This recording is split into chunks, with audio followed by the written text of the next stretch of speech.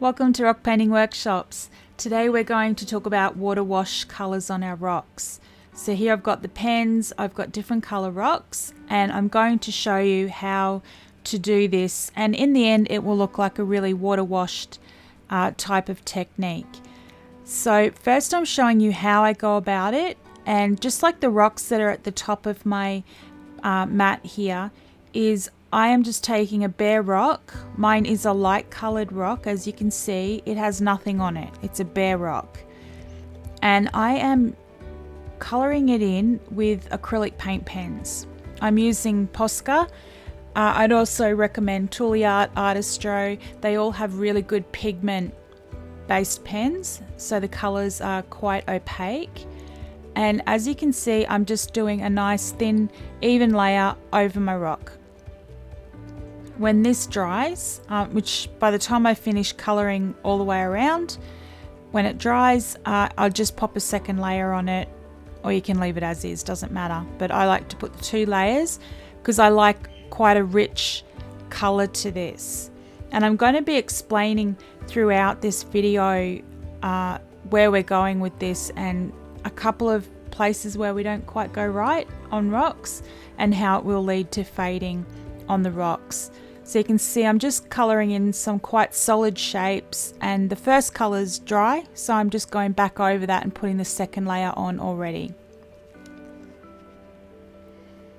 Okay, I'm just going to leave it to dry. Once I've done that, you can see the rocks in my background are already dry because I've previously done them, and I'm just going to leave that and to dry, but I'll put 2 coats on it. So these ones all have 2 coats. I've got some clean water, and I've got all my pens ready, even if they're sort of all around me, you can't see all the colours. So rock by rock, I'm going to show you how I'm going to go about it. So this one has the 2 layers. I've just got a thin paintbrush on hand, deciding which way I go, and I've got Bert, my rock, who's going to prop that rock up so that I can have a look at it. I'll just keep moving it around and working on Bert to lean it on. So the first way that we can try is you can dip your paint pen, I can't even think of it, you can dip the tip or the nib, whatever you call it, into the water, and you can start scribbling on your rock. And you can see there, because the orange was wet and I had dipped the yellow in as well, you can see how they're starting to bleed into each other. And all I've done there is just dip the tip in like that, and I'm putting it straight onto the rock. I'm letting the water in the 2 colours just blend together, and there's just smearing across each other at this point. So see how you give it a little bit of a scribble? The trick is you've just got to let the water evaporate. Okay, you just have to leave it like that. So I've dipped the pink in, and I'm just scribbling it across. I'm not scribbling it until the full strength of paint comes out. I'm just scribbling that fluid water part of the tip. Okay, if you get to the point where that water has gone off the tip and just the regular paint's coming out, you're not going to get this water wash technique. So you're only playing with that water that comes out and is sitting on the tip before it sort of soaks into the tip. Okay, you can see just how quick it is, and it does start dripping around on your rock, so you can start moving it around and it will drip where you want. You can't go too far with it. You just have to do that and let it dry, and then we can come back and do some more. If you keep going, it's going to become muddy. Okay, all the colours are just going to start running into each other and getting muddy. So at some point you just have to stop, let it dry. But you can see on this rock, I'm doing exactly the same thing. I've just got my water off to the side a little bit, but I'm dipping that tip in and letting that excess water take off some of the pigment colour off my pens. Okay, and we'll just keep going around with this technique. So remembering, I'm not scribbling in enough that I'm going past that water. I'm just letting that water dilute some of the pigment colour off my paint pen. and it actually gets quite ugly before it starts becoming pretty. So you can see here, if you're going too far, it's going to start getting muddy. So I just have to decide when I'm going to stop. And there's, you know, that pigment there it's already starting to dry, and I don't really like it as much. So I am going to try and put a little bit more color, but I do have to let that sit and see what it wants to do. See there how it just bleeds out? If you don't like the direction it's bleeding, you pick it up and you keep moving it across. Lean it on another rock so that it can bleed down in the direction that you want it. So yeah, we'll try a few different techniques so you can see. Then I want you to go away and try them for yourself and see what works for you the best way. You can see here on the first rock that it's quite dry now. And here's another one that I've just coloured in the orders going across of like a rainbow sort of thing. And I'll try the dark red and I'll go the light red, and I'll put them side by side like that, so they're both white. You can see I just let them touch each other then, so they're already just starting to blend together a little bit. And that's the two coloured paints just working with each other. They're kind of blending across into each other. So you can help that along with your paintbrush. So if I was using my paintbrush, this is how I would go about it. And today's video, I'm just going to show you paint pens. I'll also come back and do a video next week and I'll show you paint as well. With the paint one, much easier. We can use sponges and different tools like that as well. A lot harder to use on the paint pens because they're not wet enough that they easily sponge together. So it's much easier just to sort of smush it with the paintbrush, your finger, letting water, the wet paint, all the different things will let it blend across. But you can see here I've got red where there should be orange. So I'll just blend that a little bit more orange, but you can just keep adding it to it until you're happy with it and seeing how it bleeds together and giving a little bit of a more blended look.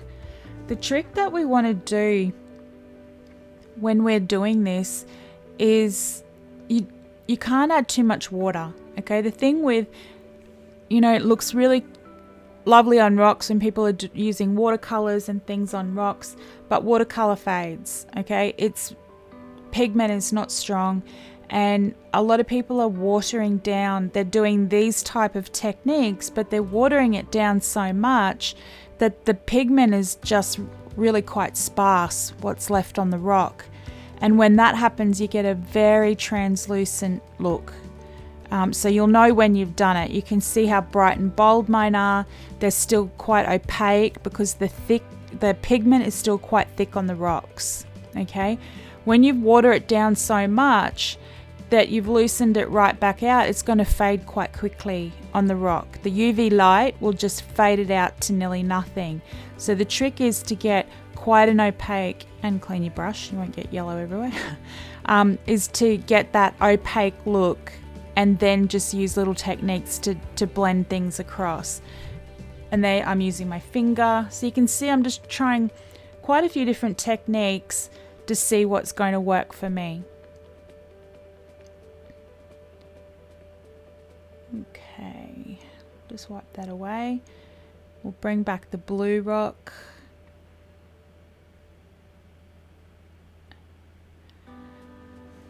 Okay, and we're just going to add some wet color. See, I only added it on the edge, and I just want to show you with a sponge. That's a little sponge dabber. It doesn't do too much. Basically, I lost most of the paint absorbing it back up onto the sponge. So with paint pens, I work a little bit differently. I do use sponge sometimes, don't get me wrong. Probably if you wet the sponge a little bit more. But you can see here the two edges that are touching each other. I'm wetting them back with the pen, not the whole area, just the join line. But they really did absorb back into the sponge. Another idea is to use your paintbrush, wet paintbrush, and pick up some of the paint from your paint pen and start smushing that around with a lot of water. See how I keep dipping it back into the water just to get it to bleed? And while that's quite wet, I keep adding some paint into it, and you can see it's starting to bleed out. Just start putting other colors into it. A wet color on top of another wet color will also bleed. These are all habits we try not to do when we're painting our rocks, but when we're trying to create a watercolor background, a water wash background, then we want them to bleed into each other. So we're just breaking all the boundaries that we know not to do at other times. You know, to speed things along, again, go start dipping the pen into water. They're water-based acrylic paints, so you're not hurting them at any way by doing this.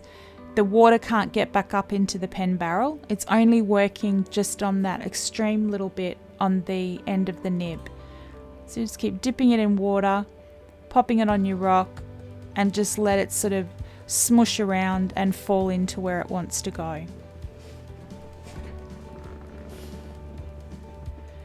You know, if you look at watercolors, I mean, and you use them on paper, the watercolors are made to stain the fibers in the watercolor paper, and that's what doesn't happen on a rock. So it just sort of sits quite loosely on top. So I like to use acrylic paint when I'm doing it on rocks, just so we get that pigment base that is going to last and not fade under the UV light. So we'll just let that dry. Even though we're using all the blues on that one, if we keep doing it too much, it will start getting a muddy mess of blues as well, and they'll start blending into each other. So here I'm going to add yellow, and I'm just popping that around, and you can see how watery it is, okay? Because I've watered down the pigment in it, I have to not keep working it. I just have to let that dry. And if you have a look at all the light pink areas that did end up drying, they don't look very nice because I've watered down the pigment so much that they sort of didn't fade into a very nice look. So what I'm doing now is I'm backfilling it. So I'm dipping my pens into water and I'm letting it sit there rather than keep wiping it around and taking it off. I'm letting it sit there on the rock, letting all that water evaporate out of the colour, and then that will just leave the pigment that has been, I don't know what the word is, made it sparse. The water has made the pigment sparse and sort of spread it out a little bit, and that's what I'm letting dry on my rock.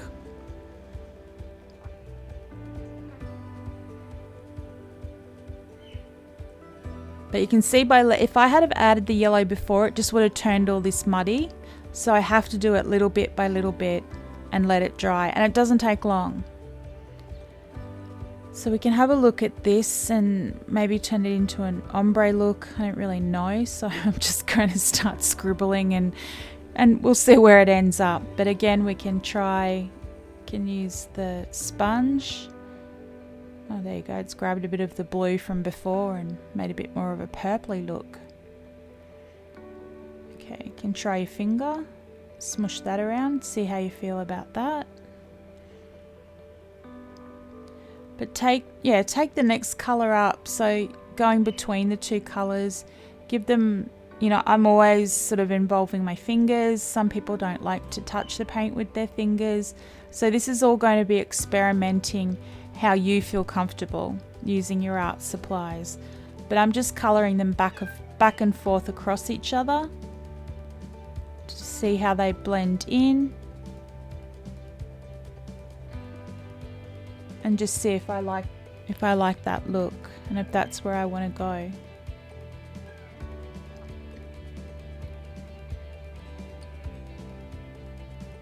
Yeah, if you've got the sponge dabbers and you could wet them and then really sort of squish all the water out of them, and that would blend the edges a lot more. What I'm doing now is going back to the method that I love the most, and that is dipping it in the water and then scribbling in some areas and then just letting that dry on the rock. So even when you want to water down your paint, you should only be watering no more, definitely no more than 50% should be water, and 30% is really ideal. So you don't want to be watering it out too much. So this is a good way of doing it, is to paint the color in first. So here is, once they're all dry, this is the outcome that we're left with. And you can see here how the yellow stayed and it didn't go muddy into the greens and the pinks, and they all stayed within themselves, and it looks like paint pouring. This one, it's a little bit, yeah, I just like to exaggerate it a little bit more. So I'm going to start dipping just a couple more of the colors in, and I'm going to add a little bit more to that rock, the little rock, grabbing the 4 colors again, the pink and orange and yellow and green. So you can see I'm still dipping in that water, and sort of hold it up so you can see, and like that's it. So you can see how I dip just the tip area, and then I'm just letting that flow. Okay, the green and orange together do go quite muddy, so I've just got to be careful with that, and I'll lean it on Bert to dry. Add a bit more green up there. Yeah, so if you don't like it, you don't have to leave it as is. You can keep trying and add bits of color until it's exactly how you want it to look. Okay, and with that, those looks, even though I experimented, it's not exactly how I would like it to finish. So again, I'm back to the technique that I love the most, and that is wetting the tips in water and then just coming back and scribbling on each other. So you can see the 2 wet colors together, they're just sort of smearing across each other and blending in a little bit. And that's how I like it. But yeah, really understanding to color in the background first with a good solid layer of opaque color is what's going to keep the paints bright. Because another thing is, everyone is sort of like, oh well, you know, the colors aren't very bright. That's because they're translucent. You've watered them down, you've halved the pigment. Yeah, you've sort of dispersed the pigment across the rock, and you've got more water than you have color at the moment. And so it's very transparent, it's not very bright. And that's why I do it this way, because so it does become bright. I still get that color smearing and smushing all across to give a water washy kind of look. It can also look like you've done paint pouring on it. But if you do paint pouring, sometimes the layers are way too thick, okay? And rock isn't paper, so when it gets too thick and it gets bumped, it can start cracking and peeling off later on. So that's something that I'm quite aware of. And the other thing is fading. That's the other thing that I like to become very aware of. And if I sort of water it down too much, especially with that first layer, it's going to fade out. So they're the 2 things you've got to look at, and the reason why I do it this way. I'm just going to let that, didn't want it to run down too fast, so I've leaned it up on Bert. So we've gone from just colouring in the first layer here, we've gone on to this one where I didn't really like how the pink worked out there. You can see that it's quite light and it's faded out too far. Did another layer and added the yellow, added some more pink, and this is the end result and where that rock ended up. So here we had a striped look going in monochromatic colours, and with all the wet scribbling it ended up like this.